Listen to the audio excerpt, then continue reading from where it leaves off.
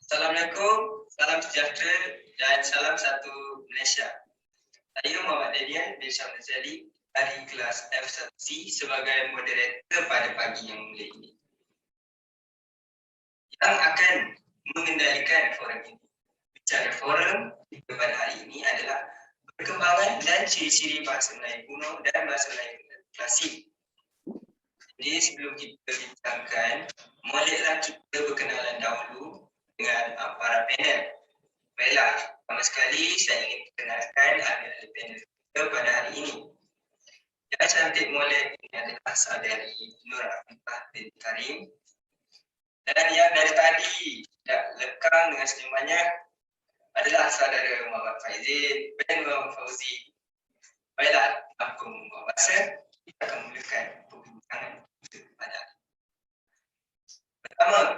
Pertama sekali, bahasa Melayu adalah bahasa ibunda kita sejak dahulu.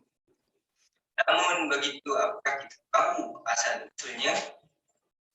Jadi, soalannya apakah perkembangan bahasa Melayu kuno? Dan saya akan serahkan kepada saudara Muhammad Faizin bin Muhammad Fauzi. Silakan. Bismillahirrahmanirrahim. Assalamualaikum warahmatullahi wabarakatuh. Saya merupakan panel pertama yang akan menjawab persoalan yang diajukan oleh tuan moderator kita, iaitu Tuan Daniel.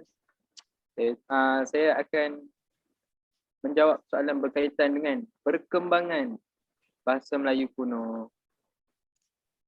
Sebelum kedatangan pedagang India ke Kepulauan Melayu, bahasa yang digunakan oleh masyarakat setempat dikenali sebagai bahasa Melayu Purba. Bahasa ini kemudiannya dinamakan bahasa Melayu Purba, dan bahasa Melayu kuno mendapat pengaruh daripada India. Bahasa Melayu kuno mencapai kegemilangannya dari abad ke-7 hingga abad ke-13 pada zaman kerajaan Sriwijaya sebagai lingua franca dan bahasa pentadbiran untuk perdagangan. Mereka yang bertutur bahasa Melayu kuno merangkumi Riau dan Sumatera dan Semenanjung Tanah Melayu. Bahasa Melayu kuno diterima ramai kerana yang pertama, bersifat sederhana dan mudah menerima pengaruh luar. Yang kedua, tidak terikat kepada perbezaan susun lapis masyarakat. Yang terakhir, mempunyai sistem yang lebih mudah berbanding bahasa Jawa. Itu saja, sekian, terima kasih. Baiklah, terima kasih. Jadi pertanyaan kita tentang perkembangan bahasa Melayu kuno telah terjawab oleh saudara Faizin bin Muhammad Fauzi. Jadi kita akan meneruskan forum kita dengan soalan yang seterusnya, iaitu apakah perkembangan bahasa Melayu klasik. Jadi saya akan serahkan jawapannya kepada saudari Nur Afifah binti Karim. Silakan. Terima kasih saudara moderator. Saya Nur Afifah selaku panel kedua insya-Allah akan menerangkan berkaitan perkembangan bahasa Melayu klasik. Baik, sebagaimana kita sedia maklum, saudara Faizin tadi ada menerangkan bermula dari bahasa Melayu Purba, kuno sehingga kali ini bahasa Melayu klasik merupakan penyambung legasi kepada bahasa Melayu kuno. Ini bermula pada abad ke-13 Masihi hingga ke-18 Masihi. Bahasa Melayu klasik ini boleh dikatakan dia jika dahulu bahasa Melayu kuno menerima pengaruh bahasa Sanskrit, bahasa Melayu klasik pula lebih kepada menerima dipengaruhi dengan bahasa Arab. Maafkan saya. Terima kasih.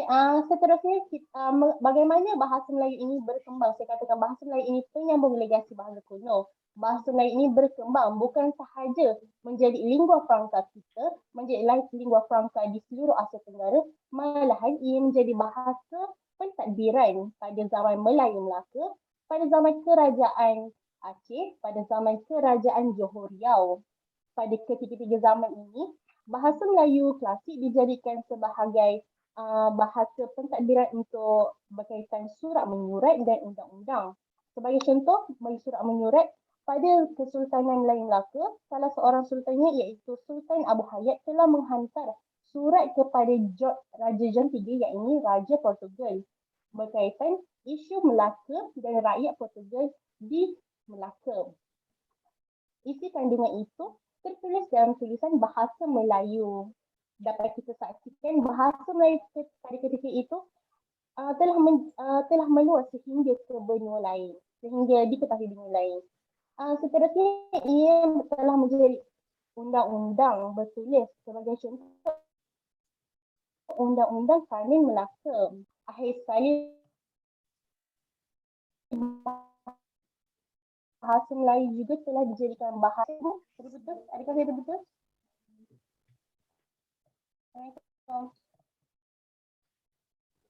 Dengar tak suara saya? Dengar. Cuma dari dah jadi ya. Tak, dengar. Terus. Baik, terima kasih.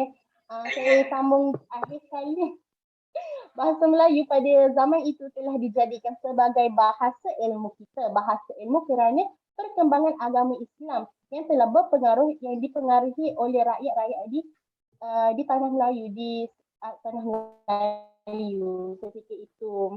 Para ilmuwan mengajar agama di pondok-pondok, di masjid-masjid, di istana juga untuk menyebarkan agama pada ketika itu. Banyak kitab-kitab yang telah ditafsirkan daripada bahasa Arab kepada bahasa Melayu untuk digunakan rakyat di tanah Melayu pada ketika itu.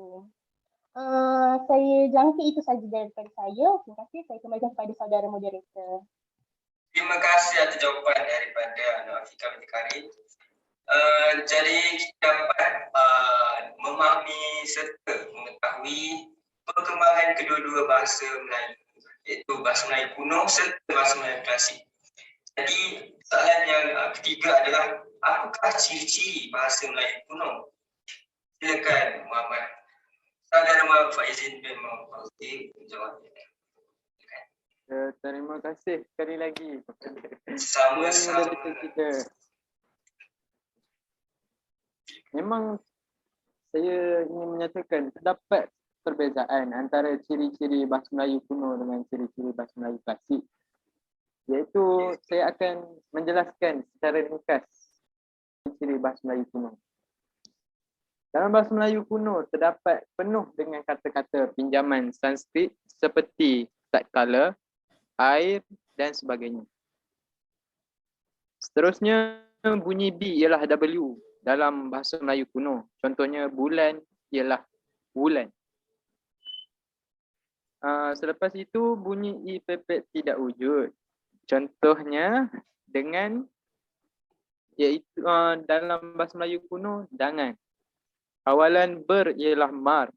Dalam bahasa Melayu kuno contohnya berlepas ialah mar lapas. Awalan di ialah ni dalam bahasa Melayu kuno. Contohnya diperbuat ialah ni verbu ni perbuat. Selain itu ada bunyi konsonan yang diaspirasikan seperti BH, TH, PH, DH, KH, H. Contohnya Sukacita. Terakhir sekali huruf H hilang dalam bahasa Melayu. Contohnya semua ialah samuha dalam bahasa Melayu kuno. Contoh lain ialah saya ialah sahaya kalau dalam bahasa Melayu kuno. Itu saja daripada saya serahkan kembali kepada Tuan Moderator. Baiklah, terima kasih atas jawapan yang diberikan oleh Faizin bin Fauzi. Jadi kita akan pergi kepada soalan yang terakhir, iaitu apakah ciri-ciri bahasa Melayu klasik. Jadi jawapannya kita akan dengar oleh saudari Nur Afika binti Karim. Silakan. Baiklah, terima kasih kembali kepada saya semula. Ciri-ciri bahasa Melayu klasik. Sebelum saya menerangkan lebih dalam lagi tentang bahasa Melayu klasik, suka saya untuk berkongsi akan salah satu petikan karya sejarah Sulatul Salati yang berbunyi, adapun hikayatnya terlalu amat lanjut, jika kami hikayatkan semuanya, jemu orang mendengar dia. maka kami simpankan juga. Kerana perkataan yang amat lanjut itu tiada gemar bagi orang yang berakal adanya. Berdasarkan petikan ayat yang saya rasa cukup bijak tadi, apa yang saudara dapat rasakan daripada perkataan itu? Apa ciri-ciri yang ada dalam petikan tadi? Perkataannya Berulang-ulang agak dan berulang. berbelit-belit. Ya, Benar, saudara Faizin. Terima kasih atas terima kasih saudara berdua atas respon atas jawapan yang diberi. Maafkan saya, jawapan yang diberi. Kita dapat ambil dari petikan itu, bahasa Melayu klasik ini panjang, berulang-ulang, berbelit. Betul? Seterusnya, ianya agak pasif dan sonsang. Ayatnya agak pasif dan sonsang. Kemudian menggunakan kosa kata klasik dan banyak partikel pada ayat ini saya kira kurang partikel pun dan lah, tapi jika bahasa Melayu klasik yang sebenar ia menggunakan banyak partikel pun lah. Selain daripada itu, bahasa Melayu klasik juga menggunakan bahasa istana seperti hamba, better, fatih. Selain itu, dan saya suka seperti mana yang anda semua sedia maklum, bahasa Melayu klasik dipengaruhi oleh bahasa Arab dan tulisan Jawi itu juga berdasarkan bahasa tulisan Arab itu sendiri, betul? Tapi ini saya katakan betapa hebatnya mereka pada zaman ini, mereka bukan sekadar mengambil, mereka bukan sekadar dipengaruhi, mereka juga menambah perkataan huruf-huruf yang mereka terima seperti huruf ca, huruf nya, huruf va yang tidak ada dalam tulisan Arab itu sendiri untuk memenuhi kehendak kosakata bahasa Melayu klasik pada ketika itu. Kita juga dapat saksikan pengaruh bahasa Arab itu dalam kitab-kitab klasik Melayu seperti ketahuilah olehmu daripada terjemahan, maafkan saya. Maka kemudian daripada terjemahan kitab Hikayat Amma Ba'du. Berdasarkan daripada segala isi yang saya berikan sebentar tadi, dapatlah kita ketahui bahawa bahasa Melayu pada ketika itu boleh dikatakan indah, berbeza dengan bahasa Melayu moden pada ketika ini. Yang berbeza, ianya lebih romantis, kata orang. Saya rasa itu sahaja daripada saya. Terima kasih, saya kembalikan semula kepada saudara moderator yang sabar menunggu. Terima kasih.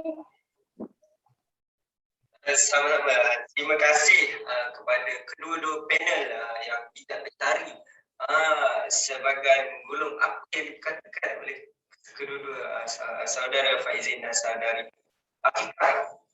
Adalah kita sebagai orang Melayu mesti berusaha dan mengetahui asal-usul Melayu agar dapat mengekalkan bahasa Melayu yang indah ini. Jadi saya akhiri forum ini dengan wabillahi taufiq wa hidayah. Assalamualaikum warahmatullahi wabarakatuh.